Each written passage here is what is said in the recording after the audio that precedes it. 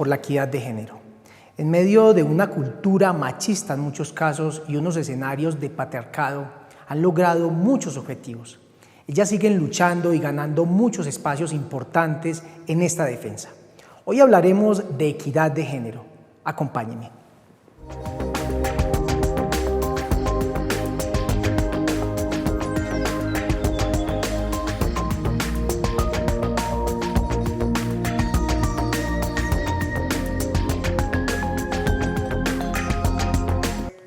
Bienvenidos, bienvenidas a una emisión más de Cortésmente. Hoy estaremos hablando de equidad de género y para eso hemos invitado a Juanita Henao, especialista en desarrollo, ruralidad y derechos humanos. También es magíster en paz, desarrollo y ciudadanía. Una mujer que lleva muchos años trabajando con comunidades desde diferentes espacios, entes no gubernamentales, de muchas ONGs, también desde la parte gubernamental, y pues para mí en verdad que es un gusto y es un honor contar hoy con su presencia porque pues he tenido la oportunidad de compartir con ella en diferentes espacios y sé de su conocimiento y sobre todo esa vocación por el trabajo, en este caso como el que vamos a hablar hoy, por el tema de las mujeres y la equidad. Juanita, bienvenida, qué rico tenerla en nuestro programa. Buenas, Camilo, ¿cómo estás? Mucho gusto, el honor es mío de estar no solamente en el municipio, sino también pudiendo aportar en esta reflexión que por supuesto todo el tiempo es vigente, que tiene todo que ver con el momento también actual que está viviendo nuestro país. Así es. Bueno, Juanita, quisiera que primero habláramos de ese contexto cultural. ¿Qué se ha dado y qué cambios considera usted que se han ido presentando, que en la historia, digamos que, porque esto lleva muchos años de trabajo, se han podido empezar a identificar qué cambios estructuralmente suscita el tema de la equidad de género? Bueno, las conquistas han sido muchas, han sido paulatinas, ¿cierto? No han sido ejercicios que se logran de un día para el otro. Digamos que los más poderosos, ¿cierto? Y potentes ha sido que tengamos ciudadanía, ¿cierto? Que podamos votar. Primero las mujeres no podían votar. Sé que esto es suficientemente puesto en muchos escenarios, pero todavía es necesario recordarlo. Hubo un momento en el que no podíamos votar. Había momentos en que también no éramos dueñas de la tierra, es decir, no podíamos tener nuestros propios recursos porque digamos que quienes manejaron históricamente los recursos fueron los hombres. En ese cambio cultural, digamos que reciente, tiene que ver con el lenguaje incluyente también, ¿cierto? Es decir, eso de nombrar lo que no existe. Porque lo que no se nombra no existe, ¿cierto? Entonces, decir un poco que el lenguaje hoy es también una conquista, ¿cierto? Poder nombrar a las mujeres y los hombres, a los niños y las niñas, también ahí nos pone en una tarea, si se quiere, de transformación cultural, de ir haciendo una ruptura con ese esquema patriarcal del que tú hablabas al principio y justamente de ir reivindicando estas que somos, estas mujeres que desde la diferencia nos aproximamos también a lo que han venido construyendo los varones, ¿cierto? Y en ese orden de ideas, un poco como en lo cultural está esto, ¿cierto? Poder ser elegidas, digamos que aunque no alcanzamos esos niveles de paridad con los hombres en el tema de elecciones, hoy por lo menos tenemos concejalas, alcaldesas, y eso para, digamos, para el ejercicio de la ciudadanía de las mujeres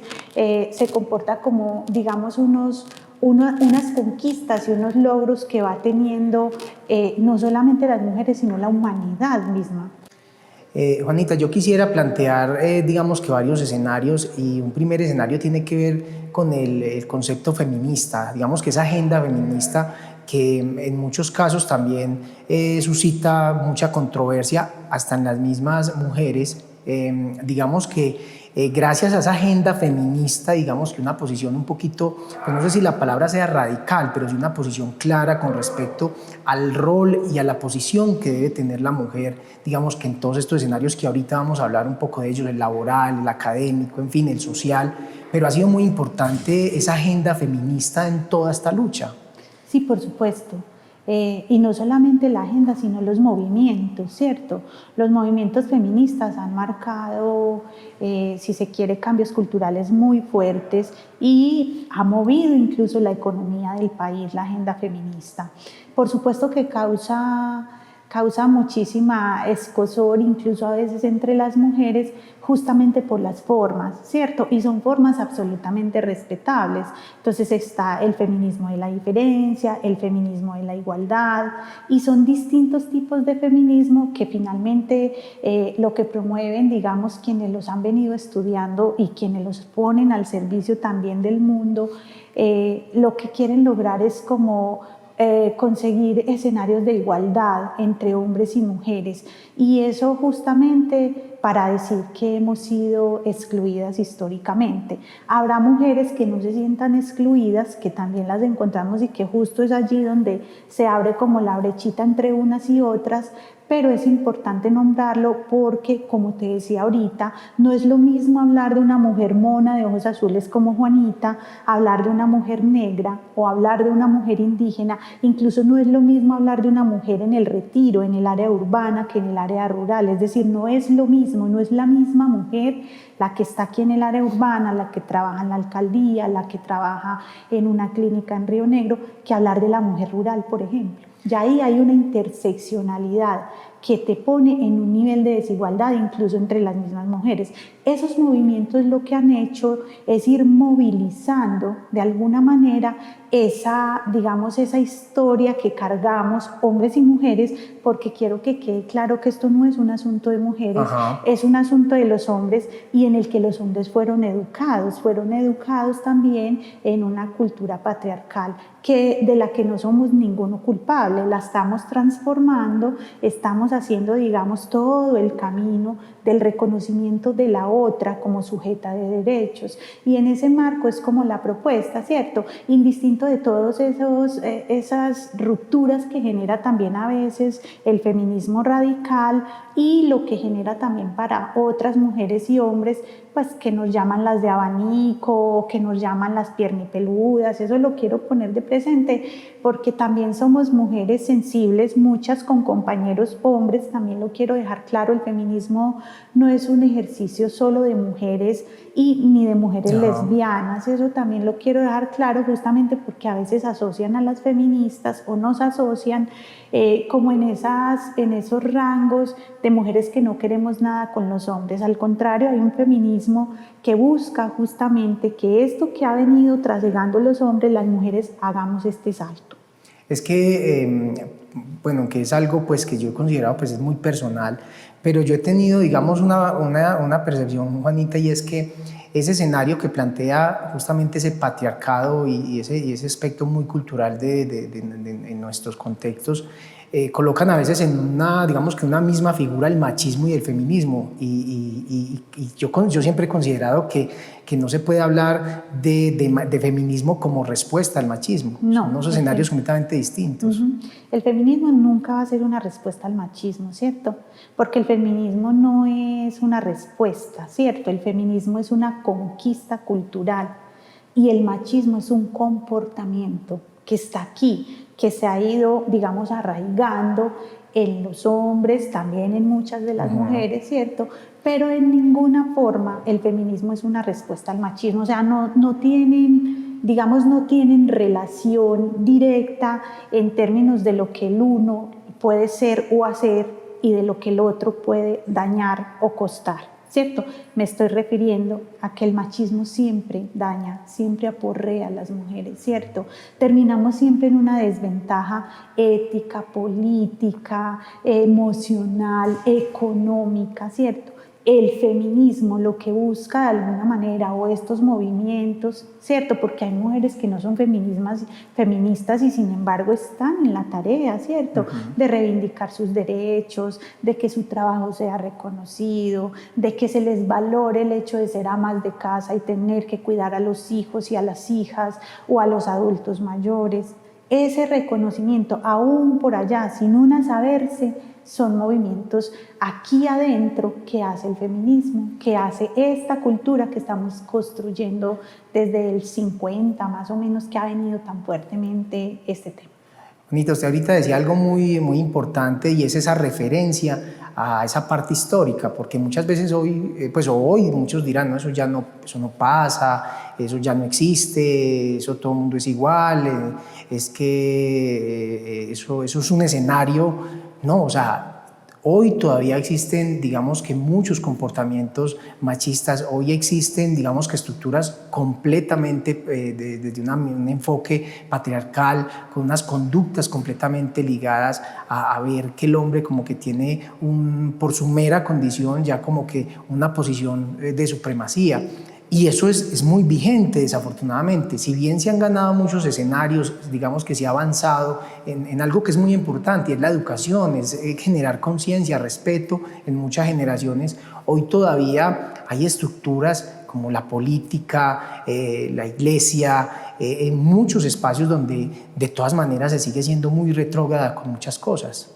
Y en todo, Camilo, ¿cierto? Entonces somos desiguales en el mundo laboral, ¿cierto? Una mujer se gana en el mismo puesto que un hombre, históricamente el 87.8 menos que cualquier hombre. Tú y yo podemos ser ingenieros los dos, ¿cierto? Históricamente la mujer se gana el 87.8% menos que lo que gana en salario ese caballero, ¿cierto? En lo laboral, por decirlo, en las relaciones de género, ¿cierto? Lo que hay al interior de las instituciones, todavía tenemos violencias basadas en género muy marcadas y comportamientos, digamos, que se configuran pues no solamente en maltrato, sino también en abuso muchas veces, ¿cierto? Eso que le pasa a las mujeres cuando están en la calle, la violencia pública, la violencia privada, justamente también se arraiga en todos los escenarios, ¿cierto? No solamente en el escenario de lo laboral, ¿cierto? Un reciente estudio que acaba de salir, está recién cocinadito, dice que la casa es el lugar más inseguro para las mujeres. Y eso es absolutamente devastador, porque se supone que la casa es la cobija, el hogar, es donde tú llegas a descansar, al cuidado, pero la casa se ha convertido en el lugar donde más las mujeres tienen riesgo. Y eso está atravesado por comportamientos machistas, por abuso sexual, por maltrato, ¿cierto? Por maltrato, y en ese sentido, digamos que hay varias clases de maltrato. El maltrato emocional, o sea, es que yo no te maltrato solamente si te doy un puño, si te dejo el ojo morado, si te encuentro el arañón, ¿cierto? Y en la cotidianidad del maltrato está. O sea, es tan fácil caer en maltrato que uno dice, no es posible, y caen desde las chicas que prestan sus servicios generales o que viven en la casita, hasta las mujeres como nosotras que vamos a la oficina, que también sufrimos maltrato, ¿cierto? Muchas de las mujeres, esto es así de sencillo, no tiene estrato, la violencia de género no tiene estrato. Y digamos que esos comportamientos que se siguen acentuando están parados en el poder. Y cuando nosotros nos paramos en un ejercicio de poder, entonces pensamos por eso que podemos hacer esto con la otra, ¿cierto? ¿Y cómo lo hago? Diciéndole que está fea, diciéndole que no puede estudiar, que ella nació para cuidar a los niños. Eso es violencia, violencia emocional, que está puesta al servicio también de un ejercicio de que te sientas menos, de que no seas capaz con el mundo y que te ponga como en una labor de sumisión, ¿cierto? Esas violencias que están ahí atrapaditas en el otro y que están arraigadas, fluyen y flotan y se ponen, por ejemplo, a flor de piel en escenarios como este que hoy está viviendo el mundo, ¿cierto? La pandemia, ese lugar que era de protección y de cuidado, se convierte en el lugar de opresión, de daño, de maltrato, de pegarles, de abuso. Y se pone también en otros escenarios, en el escenario laboral. Camilo, es absurdo, pero digamos que la violencia basada en género en los escenarios laborales es completamente vigente, ¿cierto? En el colegio, en la escuela, o sea, casi ningún lugar es seguro para las mujeres, que es muy grave, ni para las niñas, sobre todo quienes tenemos hijas pequeñas o hijas adolescentes. Hacemos una reflexión muy fuerte y es ¿dónde están seguras las niñas? O sea, ¿qué es lo que protege a las niñas? Y ahí se generan unos retos muy importantes que seguramente los mencionamos al final, que quiero que queden, y es que no solamente tiene que ver con esto que somos, sino con el Estado y con esas estructuras, además de apoyo, que creamos las mujeres entre nosotras. Juanita, ahí realmente alarmante sería como una de las palabras, porque yo insisto, muchas veces son temas que de pronto una mujer, alguna familia que nos escucha en este momento, pues, y que no tiene, digamos, que alguno de estas características o comportamientos, pues dirá, esto no tiene que ver conmigo, pero resulta que sí, es un tema que tiene que ver con todos, y que todos los, digamos, que reflexiones y además la información que usted hoy nos propicia siempre está basada en datos, en estudios, en análisis muy vigentes y muy actuales, y creo que eso nos debe dar a todos una alarma muy importante, porque es un tema al cual debemos de trabajar desde todos los campos, desde lo educativo, desde las escuelas, desde la casa, desde los escenarios políticos. Y quisiera que habláramos un poco de esos roles, porque también culturalmente se ha dado, digamos, que un rol a la mujer de ser la que tiene que estar en la casa, en la familia, el cuidado, criar, y muchas veces, digamos, que pues ese escenario que pues también está bien para las mujeres que quieren, digamos, que desarrollarse en ese campo como amas de casa y que son muy felices, pero también para muchas ese rol que la misma sociedad o que sus condiciones pues se les vuelve en un escenario de frustración, de dolor, de perder, digamos, que sus sueños. Sí, son asignaciones de género que históricamente nos han puesto, ¿cierto? Eso no vino con nosotras, ¿cierto? Digamos que es aparte el sexo y aparte el género. El sexo es una condición biológica, es con lo que vinimos, ¿cierto? Las mujeres tenemos vagina, los hombres tienen pene, ¿cierto? El sexo. Pero el género es una condición cultural, una construcción cultural, y es con lo que yo, como ser humano, me identifico. Y tú y el mundo entero y yo estamos en la obligatoriedad de respetarle al otro ser humano la condición que él haya elegido, ¿cierto? Su condición, sus búsquedas y su autodeterminación. Eso es muy importante. Y en ese orden de ideas, para ir a lo de los roles, está puesto también eso, que hay muchísimos trabajos que están ejercidos solo por hombres y muchos trabajos que se le asignan a las mujeres. Y en eso voy a hacer énfasis en uno, que es el cuidado de los niños y las niñas, ¿cierto? Que es el rol de la casa, ¿cierto? De ser ama de casa, y que en muchas ocasiones también podríamos tener amos de casa y que se cambie el rol, que la que sea la proveedora es la chica, porque fue ella la que encontró laboralmente dónde ubicarse. Pero fuera de que encuentra laboralmente dónde ubicarse, tiene que llegar a lavar, planchar, barrer, trapear, lavar los pañales de sus hijos, porque el chico comprende que ese no es un rol de él, que el rol de él es ser un hombre que debería estar saliendo a trabajar. Si cambiamos ese rol, estamos haciendo un cambio cultural. El hombre que está en casa, que baña a los niños, que les ayuda con las tareas escolares, que tiene lista y caliente la comida cuando ella llega de estar trabajando en el rol que le asignó hoy la sociedad. Eso para decir también que hay labores que históricamente, entonces, cuando yo estudié agropecuaria, solo éramos 3 mujeres en mi salón.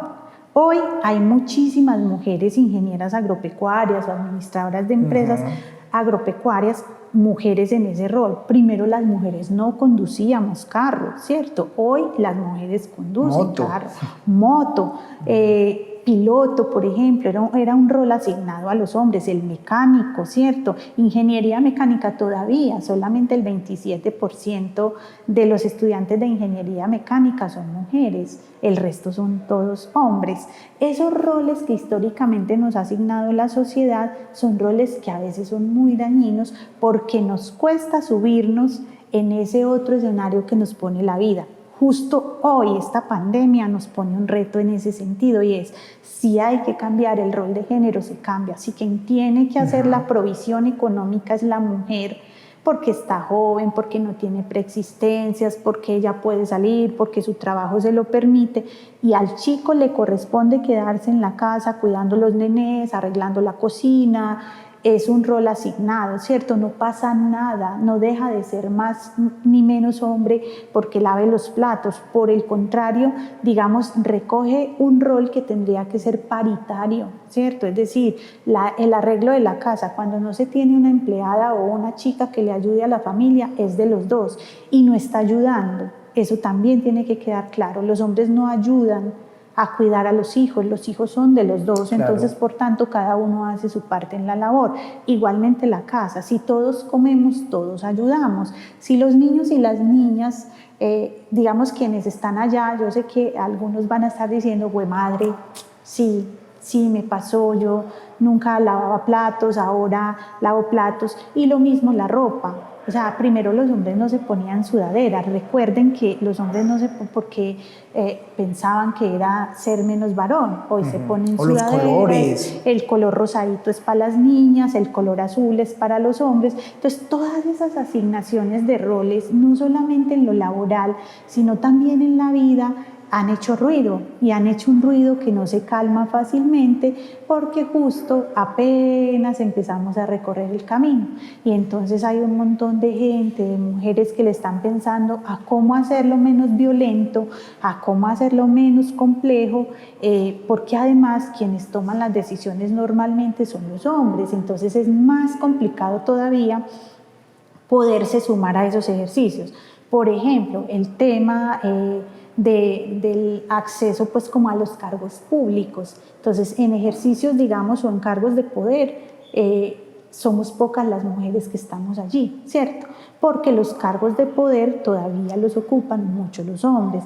Para el caso es, digamos, versus alcaldesas versus alcaldes, ajá, versus concejalas versus concejales, el Senado, ¿cierto? El Senado, por ejemplo. Y ha sido tan dura la cosa que ha tocado legislar al respecto. Entonces, primero que un 30%, ahorita estamos por los cargos paritarios. Eso no se debería legislar. Eso debería estar implícito en la vida política de los municipios y del Estado en todos sus niveles. Es decir, las capacidades no son menores. Y digamos que incluso, ya esto nos pasaría como a otro plano, pero hay estudios que dicen, por ejemplo, que las mujeres tienen capacidades de respuesta mucho más fuertes, rápidas, pero es por su condición de madre, que eso ya pasa como a unos escenarios un poco más espirituales y es una cómo resuelve la vida desde aquí y uno cómo resuelve la vida. Él y ella resuelven el mismo problema de manera completamente distinta. Así es.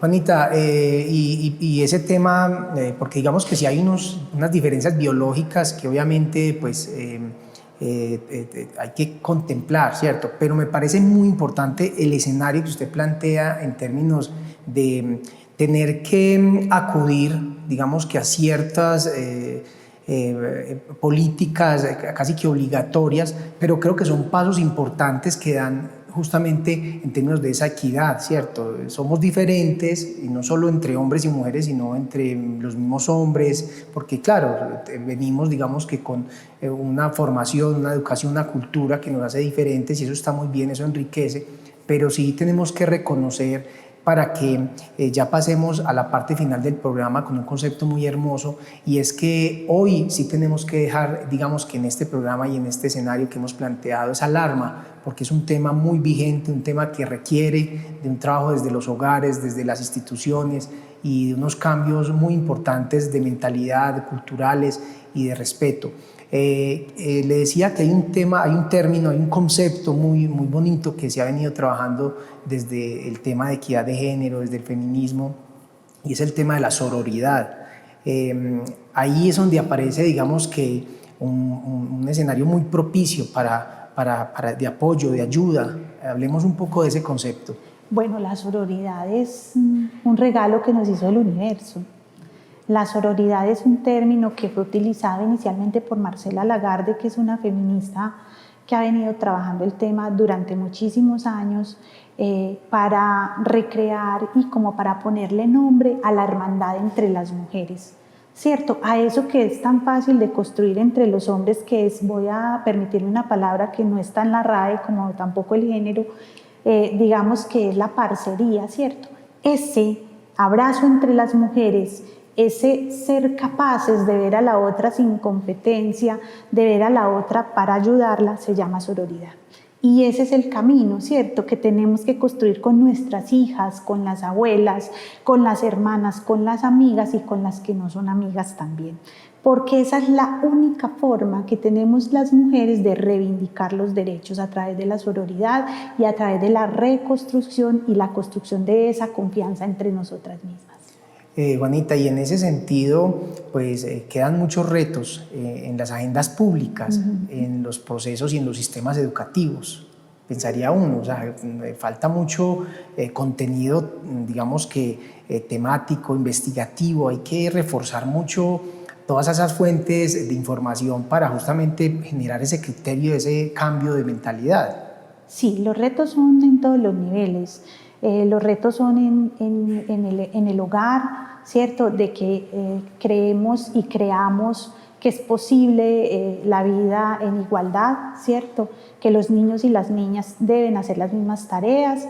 Un segundo ejercicio que tiene que ver con lo público, ¿cierto?, con la inclusión del lenguaje inclusivo, perdónenme la redundancia, pero el lenguaje inclusivo e incluyente, porque lo que no se nombra no está, ¿cierto? El tercero tiene que ver con los gobiernos y es la incorporación del Pacto de Equidad para las Mujeres, de traer a este país, digamos, pactos que ha firmado, digamos, nuestros gobernantes. Digamos que hay un montón de conferencias en las que hemos estado y ha firmado nuestro país. Es poner eso al servicio, esa legislación y todas esas herramientas que tenemos al servicio de lo local. Es decir, eso, cómo actúa en una cultura patriarcal, en el Retiro, en Don Diego, en La Fe, por allá en Los Alados o arriba en Tabacal. Y eso también, cómo se mueve con nosotros hacia el afuera y cómo además no multiplicamos, ¿cierto?, conductas discriminatorias en ninguno de los escenarios de nuestra vida. Y eso pasa por reconocer la dignidad de la otra. Realmente muy valioso, muy importante todos estos conceptos, Juanita, y pues finalmente, aparte de estas reflexiones, pues creo que es muy importante dejar ese mensaje claro, primero en que no es un tema solo de mujeres, o sea, no es un tema de que es solo una tarea o que tiene que ver directamente con las mujeres, sino que es un tema que tiene que ver con toda la sociedad. Usted ahorita presentaba ese escenario de esas nuevas masculinidades, presentaba también, digamos, que esa posición en que muchos hombres han dado esa transformación, y eso no tiene nada que ver con un tema de inclinación sexual, no tiene que ver nada con muchas de las cosas que hemos estado hablando, y creo que la tarea es de todo. Quisiera que dejáramos finalmente ese mensaje de la tarea tiene que ver, no es un tema no solo de mujeres, es un tema de hombres, es un tema de construir. Digamos que la reflexión es justamente esa, ¿cierto? Empezar. Yo sé que mucha gente lo está pensando, digamos que habrá gente muy experta, de hecho en el Retiro viven algunas mujeres muy valiosas en el tema de género, colegas además que trabajan en el sector público, que se piensan este ejercicio. Pero yo digo que es empezar con esos pequeños pasos desde la familia, ¿cierto? Que trascienda también al colegio y a las instituciones educativas, a la academia, por supuesto, que tiene un reto muy grande en seguirse pensando esta tarea, y a los gobiernos. La reflexión es la construcción. Todos estos asuntos son construcciones que van en camino, que no se hacen de la noche a la mañana, y digamos que yo me quedo tranquila con que las mujeres hoy se estén allá preguntando cómo viven su vida, ¿cierto? Si están siendo no violentadas. También me quiero poner a disposición. Cada mañana pienso en la posibilidad de acompañar a una mujer, y es lo que hago hoy en mi vida cotidiana con las mujeres rurales del departamento de Antioquia. Yo me dispongo, pongo también al servicio esto que todos los días estudio humildemente para que cuando quieran hablar del tema. Y aquí en los municipios hay mucho quien las escuche, quien las acompañe, y no importa el estrato social, sabemos que hay violencias basadas en género. Por favor, no se queden calladitas, porque mañana van a ser la la que sigue en la cifra del feminicidio. Entonces, la reflexión es profunda, la reflexión es amorosa con nosotras mismas y la reflexión también es una invitación a ustedes, los hombres, para que vivamos un mundo en igualdad. Juanita, pues realmente muchas gracias. Hoy no puedo cerrar este programa con una sonrisa porque realmente es un tema que preocupa y creo que tenemos que tomarlo con mucha seriedad y pues realmente muchas gracias por su compañía, por sus conceptos y pues ojalá que en otra ocasión podamos seguir hablando de otros temas. Hasta que me vuelvan a invitar. Para mí es un honor estar en esta tierra tan bonita y con esta gente tan bonita. Muy bien, y a todos ustedes, queridos televidentes, los invito para que estemos la próxima semana con otro invitado para que hablemos cortésmente.